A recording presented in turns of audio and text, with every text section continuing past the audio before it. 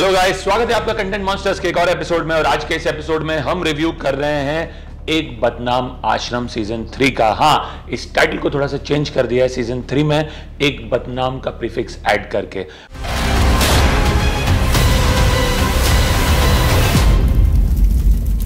प्रकाश झा ने सीरीज को डायरेक्ट किया है और इसके मुख्य कलाकार हैं बॉबी देओल, चंदन रॉय सान्याल, अदिति पोहंकर, दर्शन कुमार, राजीव सिद्धार्थ, अध्ययन सुमन, अनुप्रिया गोइंका, सचिन श्रॉफ, विक्रम कोचर, अनुरिता झा, परिणीता सेठ, तन्मय राजन, प्रीति सूद, नवदीप तोमर, कनुप्रिया गुप्ता, त्रिधा चौधरी और अनिल रस्तोगी। आश्रम के जो पहले 2 सीजन थे वो one of the most widely watched season थे। MX प्लेयर की सबसे बड़ी वेब सीरीज में से एक है। बॉबी देओल का one of the career best performances रहा है आश्रम में। चंदन राय सान्याल, अदिति पोहंकर, सभी ने बहुत बढ़िया काम किया हुआ है आश्रम में। तो लोगों की बहुत उम्मीदें थी आश्रम सीजन 3 से।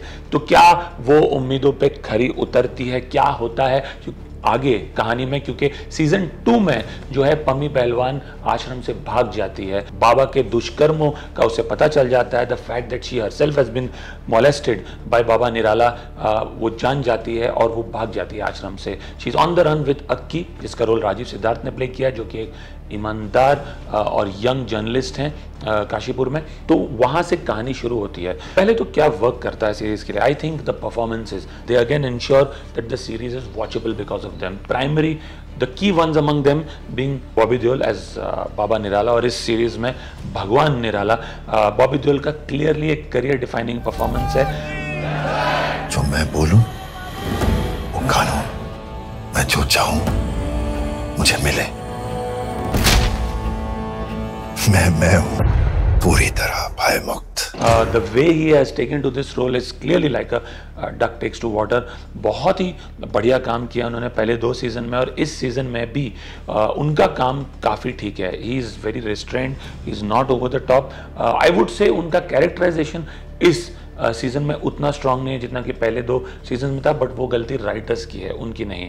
उन्हें जो दिया गया उन्होंने बहुत अच्छे से परफॉर्म किया है। चंदन रॉय सान्याल एज भोपा स्वामी, जो उनके राइट हैंड मैन है, who can do no wrong as far as Baba's character goes, और जो अपने आश्रम के लिए और बाबा के लिए पूरी तरह समर्पित हैं, बहुत बढ़िया काम किया है। Once again I think Chandan Roy Sanyal is always been a great actor, Kaminey being one of his best performances, और आश्रम में तो ऑल 3 सीजन उन्होंने बहुत ही बढ़िया काम किया। यहाँ पे भी उनकी परफॉर्मेंस बहुत बढ़िया है। एक और किरदार है जिसकी परफॉर्मेंस बढ़िया है इसमें, वो सचिन श्रॉफ।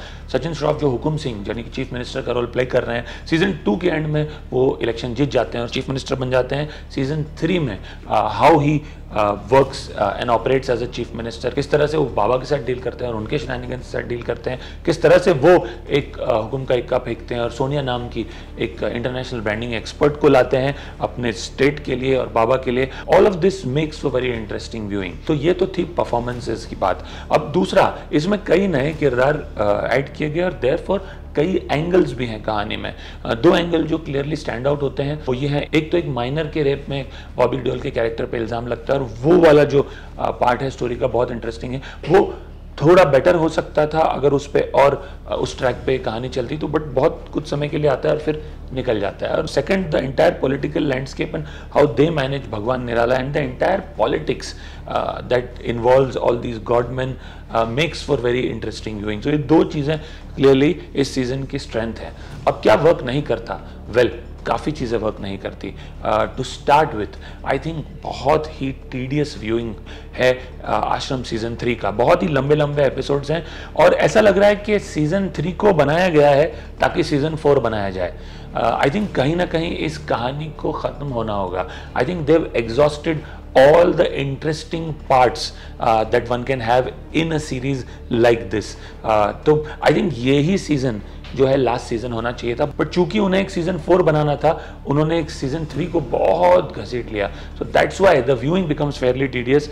एक एपिसोड लंबा है, इधर उन्हें नंबर ऑफ एपिसोड्स कम रखने चाहिए थे या हर एपिसोड का ड्यूरेशन कम करना चाहिए था। तो क्लियरली राइटिंग में भी दिक्कत है और एडिटिंग में भी दिक्कत है, क्योंकि क्रिस्प नहीं है एडिटिंग। तो पहली बात तो ये है। दूसरी चीज़, कई नए किरदार इंट्रोड्यूस किए गए हैं। जब आप नए किरदार इंट्रोड्यूस करते हैं इस तरह की एक सीरीज में, तो आपकी उम्मीद रहती है कि वो किरदार जो आ रहे हैं वो कहानी को और रोचक बनाएंगे, वो कहानी को और आगे लेके जाएंगे। ऐसा होता नहीं है। जैसे कि सोनिया का किरदार जो कि ईशा गुप्ता प्ले कर रही है, वो एक इंटरनेशनल ब्रांडिंग एक्सपर्ट है जो उस प्रदेश को ग्लोबल टूरिज्म मैप पे डालने की कोशिश करेगी और ये बाबा भगवान निराला को भी रीब्रांड करके प्रेजेंट करेगी। तो बाबा निराला को भगवान की रीब्रांडिंग वो देती है, बट समहाउ उनका जो पूरा कैरेक्टराइजेशन है बहुत वीक है। इनफैक्ट वो आती है और सबसे पहले उनके इंट्रोडक्शन के बाद एक सिडक्टिव सॉन्ग सीक्वेंस हो जाता है उनका बाबा के साथ। अब एक इंटरनेशनल ब्रांडिंग एक्सपर्ट यहाँ आके एक सिडक्टिव डांस करे एक गॉडमैन के सामने, बात हजम नहीं होती। क्लियरली ये मासिफिकेशन है इस सीरीज का, and you expect much better than that from Prakash Jha. तो ये एक इनकंसिस्टेंसी है जो क्लियरली वर्क करती नहीं है। एक नया किरदार आया है, उसकी वजह से स्टोरी इंटरेस्टिंग होनी चाहिए, बट वो बात होती नहीं है। तीसरी चीज़ जो है, बहुत ही कन्वीनियंसेस हैं इस सीरीज़ में।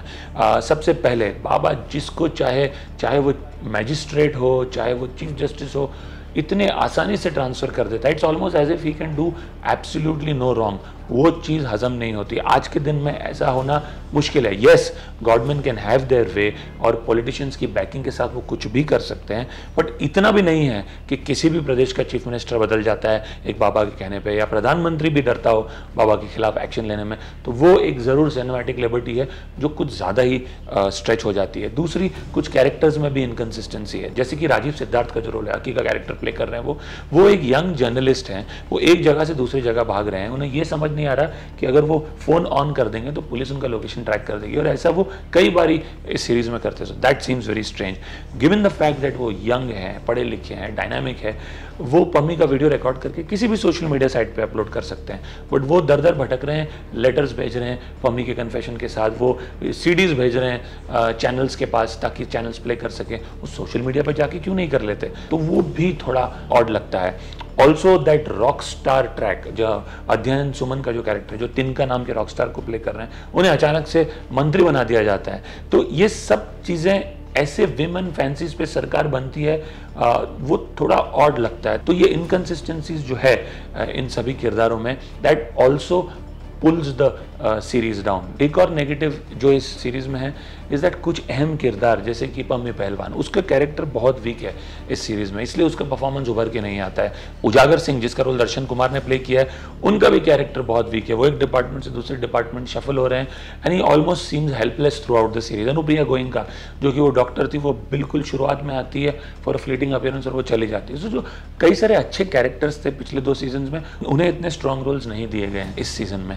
तो आई थिंक ये ब्रॉडली नेगेटिव पॉइंट्स हैं इन सीरीज के। जैसा कि मैंने कहा, सीरीज के एंड में 4th सीजन का ट्रेलर आता है। तो now is that a balm for the viewers कि उनको ये सीजन देखना पड़ा और उतना रोचक नहीं बन पाया, या ये एक चेतावनी है कि 4th सीजन भी शायद उतना ही लंबा खींचे जितना कि सीजन 3 खींच रहा है? वो आपके ऊपर है। बट आई थिंक जो भी 4th सीजन में आना है वो शायद इसी सीजन में आ जाना चाहिए था, and combining the 3rd and 4th and ending this series here would have been a better decision, because I think first 2 seasons की बहुत अच्छी मेमोरीज है लोगों के। People were really interested in watching those series, they really enjoyed watching those series. अब आप उसको खींचेंगे तो आप कहीं ना कहीं सीजन 1 और सीजन 2 की जो अच्छी मेमोरीज है लोगों की, वो ड्विंडल हो जाएगी। So all in all I think because the performances are so good by Bobby, by Sachin Shroff, by Chandan Roy Sanyal, this series still is watchable, and for that I will give this series a rating of 5 on 10. But otherwise I clearly think this season is a bit of a letdown. I'm hoping the 4th season is the last season, but more importantly the 4th season is as interesting, as gripping, as enjoyable as the first 2 were. So that's it from my side. अगर आपने आश्रम देखी है, I would love to hear what your view is about this season. अगर आप हमारे views से सहमत हैं या असहमत हैं, अगर आपको हमारा रिव्यू पसंद आया हो तो हमारे चैनल को ज़रूर सब्सक्राइब कीजिए और हमारे वीडियो को लाइक और शेयर कीजिए। हम आते रहेंगे आपके पास और ढेर सारे रिव्यूज़ लेके। Will see you soon. Thank you.